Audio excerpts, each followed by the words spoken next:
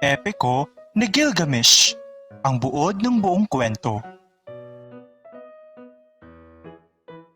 Mga tauhan. Gilgamesh, ang hari ng Uruk at ang bayani ng Epiko. Enkidu, kaibigan ni Gilgamesh, matapang na tao na nalikha mula sa luwad. Ninsun, ang inang diyosa ni Gilgamesh. Haring Lugalbanda, ang ama ni Gilgamesh. Anu, ang Diyos ng kalangitan at ang Diyos Ama. Ea, ang Diyos ng karunungan at kaibigan ng mga tao. Enlil, ang Diyos ng hangin at ng mundo. Ishtar, ang Diyosa ng pag-ibig at kamatayan. Shamash, ang Diyos na may kaugnayan sa araw at sa mga batas ng tao. Orshanabi, ang bangkerong naglalakbay araw-araw sa dagat ng kamatayan patungo sa tahanan ni Utnapishtim. Utnapishtim at Siduri, mga iniligtas ng Diyos mula sa malaking baha upang sirain ng mga tao, binigyan ng mga Diyos ng buhay na walang hanggan.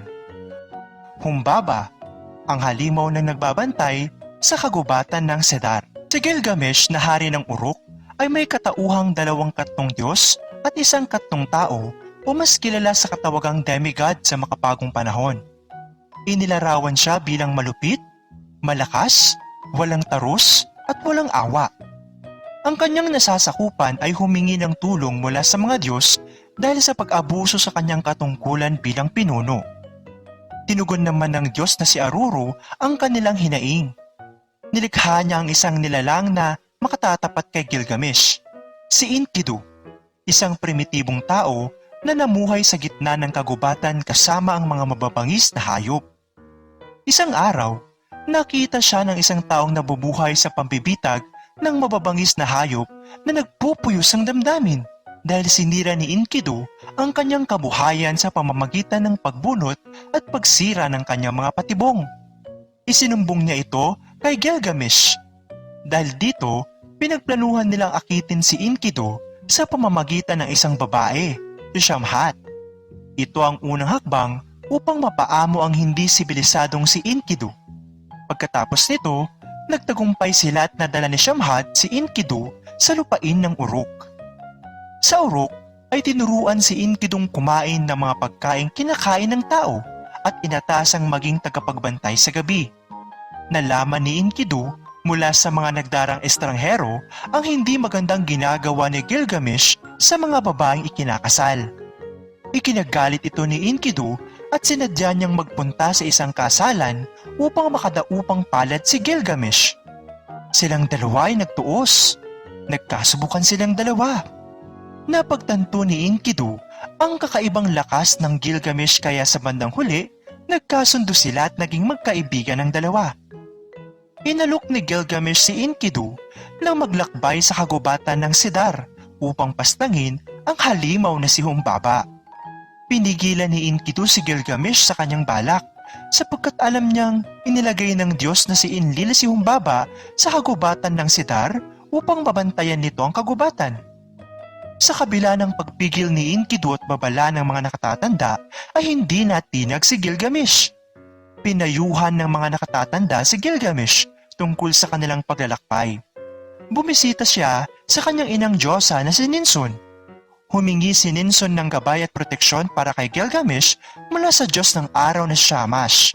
Inampon din ni Ninsun si Enkidu bilang anak. Habang naglalakbay sina Gilgamesh at Enkidu ay nagsagawa sila ng ritual ng panaginip. Nagkaroon sila ng 5 nakatatakot na panaginip.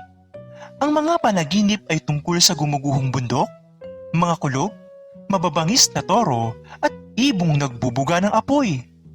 Sa kabila ng pagkakatulad ng paglalarawan ng panaginip ni Gilgamesh at kay Humbaba, tinitignan pa rin ito ni Enkidu bilang isang magandang pangitain. Habang papalapit sila sa bundok ng Cedar ay naririnig na nila ang nakahihilakbot na palaw ni Humbaba. Kinakailangan pa nilang palakasin ang loob ng isa't isa upang hindi matakot. Sa pagpasok nila sa kagubatan ng Cedar ay nakatanggap sila ng mga banta at pang-iinsulto mula kay Humbaba. Tinawag niyang taksil si Enkidu at isinumpang papaslangin si Gilgamesh at ipapakain sa mga ibon ang kanyang laman. May nadaramang takot si Gilgamesh, ngunit pinalakas ni Enkidu ang kanyang loob. Inumpisahan din ng Gilgamesh ang labanan. Yumanig ang kabundukan at nagdilim ang langit. Ang Diyos sa Shamash ay nagpadala ng mga 13 hanging bumalot kay Humbaba at ito ay nahuli. Nakiusap ang halimaw para sa kanyang buhay. Naawa naman si Gilgamesh, ngunit galit si Enkidu at sinabihan si Gilgamesh na tapusin na ang halimaw. Matapos kitilin ang buhay ni Humbaba ay pumutol sila ng maraming puno ng cedar, kabilang ng mga isang malaking puno na platong ipagmalaki ni Enkidu sa pintuan ng templo ni Enlil. Bumuo sila ng balsa at bumalik sila sa Uruk dala ang malaking puno at ang ulo ni Humbaba. Sa kanilang pagbabalik ay lumabas ang diyosa ng kamatayan na si Ishtar na umakit kay Gilgamesh. Ngunit ito ay kanyang iniwasan dahil sa mga di kanais-nais na pagtrato ni Ishtar sa kanyang mga nakaraang kasintahan. Sa kanyang pagkabigong maakit si Gilgamesh ay nakiusap siya sa kanyang amang si Anu na ipadala si Gugalana, ang toro ng langit, upang ipaghiganti siya. Nang tumanggi ang kanyang ama ay nagbanta si Ishtar na bubuhayin ng mga patay upang ubusin ang mga buhay. Mas marami pa kaysa sa mga nabubuhay ang mga patay. Dahil sa takot ng ama ay pinagbigyan niya ang hiling ng anak. Dinala ni Ishtar ang toro sa Uruk at ito ay naghasik ng malawakang pagkasira doon. Pinababa nito ang level ng ilog ng Euphrates at natuyo ang mga tubigan. Nagkaroon ng mga hukay na lumamon sa 300 katao. Sa kabila ng kawalan ng banal na patnubay ay inatake ni Enkidu at Gilgamesh ang toro at ito ay kanilang nagapi. Inalay nila ang puso nito kay Shamash. Nagbunyi ang syudad ng Uruk, ngunit may masamang pangitain si Enkidu sa kanyang panaginip. Sa kanyang panaginip ay nagpasya ang mga Diyos na kailangang may mamatay daw na isa sa mga pumaslang kay Humbaba at sa toro ng langit. Bagamat tinutulan ito ni Shamash, si Enkidu ay itinakda ng mamatay. Isinumpa ni Enkidu sa harapan ng pintuan ng templo si Enlil na kanyang dinikorasyonan ng higanting puno at ulo ni Humbaba. Nagkaroon ng kakaibang karamdaman si Enkidu na dahilan ng kanyang pagkaratay. Isinumpa niya si Shamat, ngunit ipinainuawa ni Shamash na si Shamhat ang nagpakain sa kanya at nag-alaga bago ipakilala kay Gilgamesh. Sinabi sa kanya ni Shamash na bibigyan siya ng marangal na pagkilala ni Gilgamesh sa kanyang burol at ito ay mag-iikot sa kagubatang punong-puno ng pagdadalamhati. Natauhan si Enkidu at siya'y nagsisi sa pagsumpa, ngunit sa ikalawang panaginip, nakita niya ang kanyang sarili na isinama ng anghel sa kamatayan sa daigdig ng mga patay. Sa loob ng 12 araw ay patuloy na lumala ang kondisyon ni Enkidu at siya ay tuluyang namatay. Labis na ikinalungkot ni Gilgamesh ang pagkamatay ni Enkidu. Nagpahid siya ng panaghoy at hinikayat ng kabundukan, kagubatan, kabukiran, katubigan at mababangis na hayop na makiisa sa kanyang pagluluksa para sa kaibigan. Habang inaalala niya ang kanilang pakikipagsapalaran ay pinutol niya ang kanyang buhok at pinulit ang kanyang damit sa paghihinagpis. Isang malaking piging ang itinaos kasabay ng pag-aalay ng mga Diyos ng daigdig ng mga patay upang masiguro ang magandang pagtanggap nila kay Enkidu. Naghihinagpis si Gilgamesh at nilibot nito ang kadawagan, suot ang mga balat ng hayop.